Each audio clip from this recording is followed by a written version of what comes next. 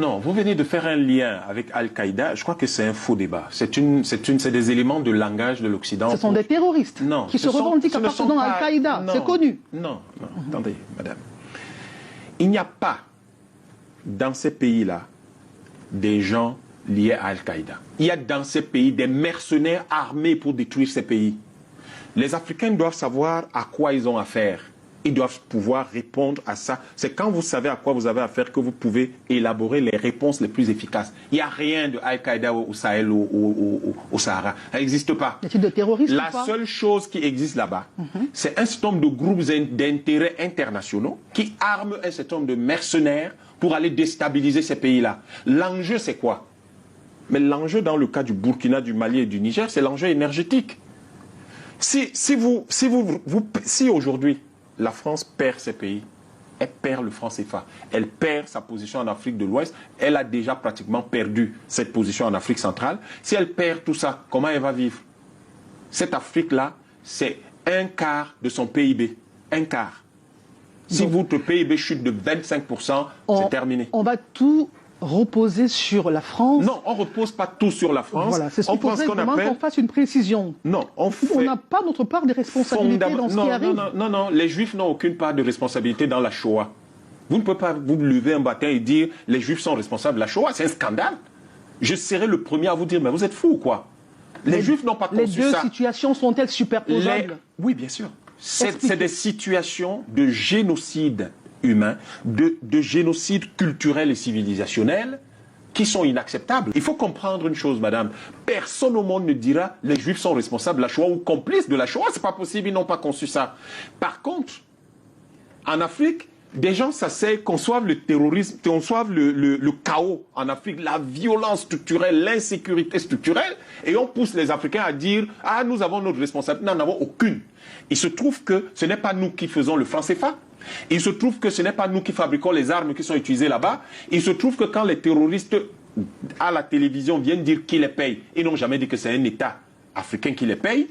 À qui profite le crime? Vous savez, ce débat qui consiste à vouloir trouver de la responsabilité des Africains alors que les autres ont conçu un système qui les terrorise, qui les tue, qui les exploite. Mais on a utilisé les Africains pour terroriser aussi les Africains. Laissez-moi finir. Que ce soit l'esclavage. Laissez-moi finir. Vous comprenez? Je vous rappelle une petite chose encore.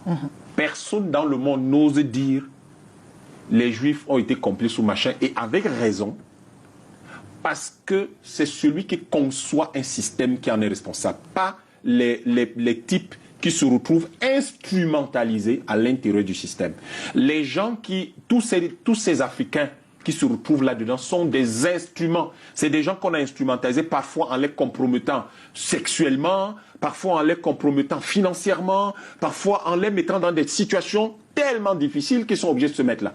Et ils ciblent donc les faibles personnalités pour pouvoir les exploiter et les instrumentaliser, j'insiste sur le terme instrumentaliser de cette façon-là. Les Africains n'ont pas participé à la mise en place de ce système, à la conception de ce système. Ils ne sont responsables de rien.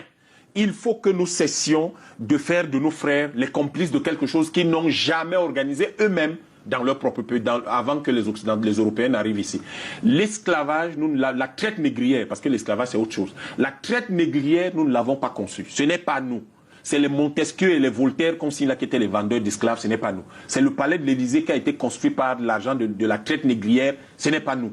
Il faut donc que nous sachions qui est responsable, qui ne l'est pas. Nous ne sommes pas du tout responsables de ces choses-là. Ok, nous allons progresser. Je conclue, je termine. Oui. Il faut dire il faut qu'aujourd'hui, les hommes qui ont réussi à échapper à l'emprise de ce système-là puissent prendre le pouvoir partout dans nos pays pour que nous puissions réorganiser les choses. D'ailleurs, pour chaque individu qu'ils ont pris, il y en a 10 au moins qui sont morts.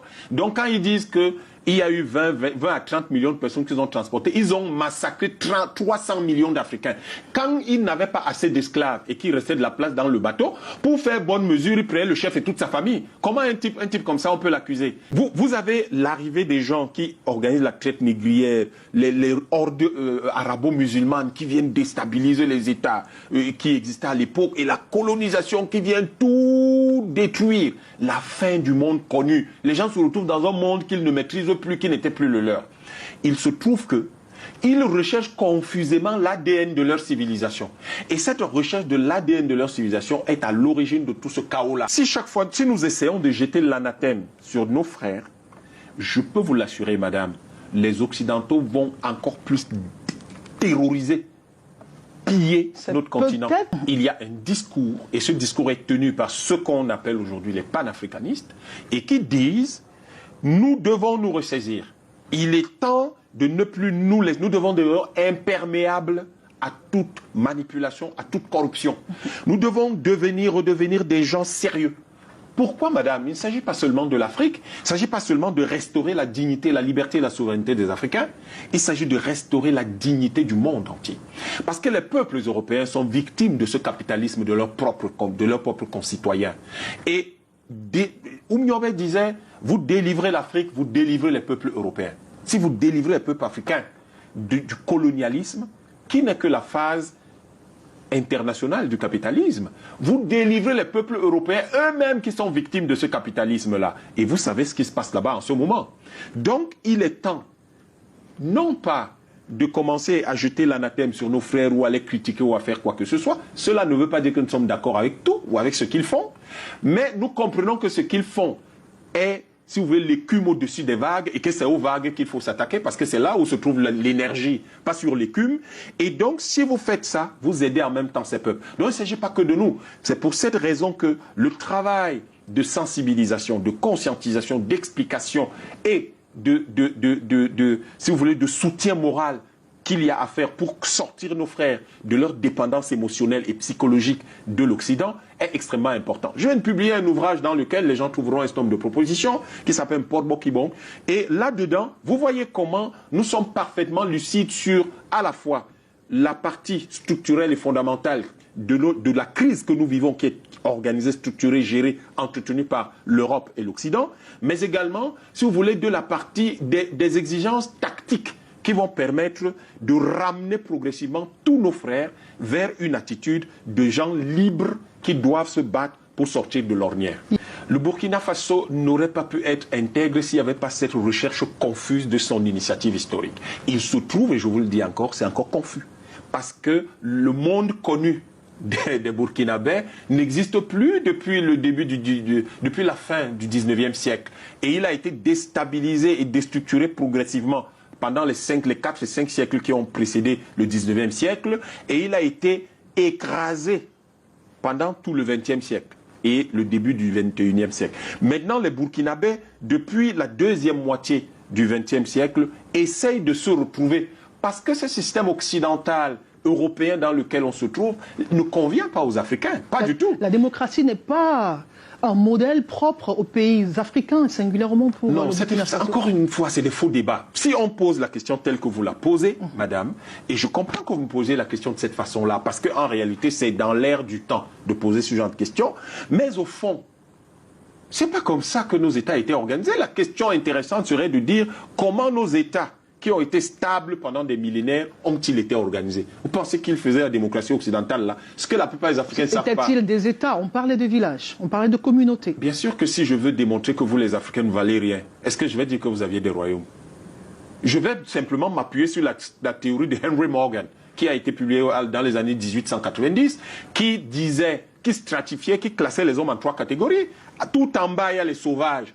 La seule organisation possible qu'ils ont, c'est celle de meute, un peu comme des loups. Les loups, c'est les animaux sauvages.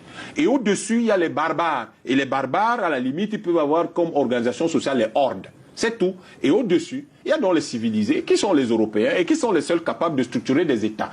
Donc, en réalité, si je suis quelqu'un qui vient vous piller, qui vient vous coloniser, mais je veux dire que vous n'êtes rien. Vous êtes simplement des sauvages. Oh, et vos chefs, et je vais dire vos rois, vous n'avez pas de rois, vous avez des villages. Sauf que ce n'est pas vrai. La structure, la construction la plus longue et la plus grande que le monde ait jamais connue, vous savez où elle se trouvait? Dans ce qu'on appelle le royaume du Bénin, au Nigeria. Mais est-ce qu'on en parle? Personne ne peut en parler. Nous pouvons organiser les États autrement que comme Montesquieu. Nous avions nos façons de faire traditionnelles. C'est ça que le peuple, le bouillonnement populaire là, les gens recherchent ce qu'ils ont, ce qui est atavique, c'est-à-dire lié à leurs ancêtres et qui avait fait la stabilité de leur pays. Malheureusement, lorsque vous venez leur dire Montesquieu, vendeur d'esclaves, et tout le reste, et Rousseau, vendeur d'esclaves, vous mettez ça, vous essayez de les faire avancer sur cette façon d'organiser les États, ils ne se retrouvent pas, ils sont perdus. Et c'est ça qui crée tout ce bouillonnement et qui génère, par le fait du chaos ambiant, qui génère ces coups d'État. Que l'Afrique retrouve sa dignité et sa liberté aujourd'hui, vous aurez droit à une stabilité millénaire.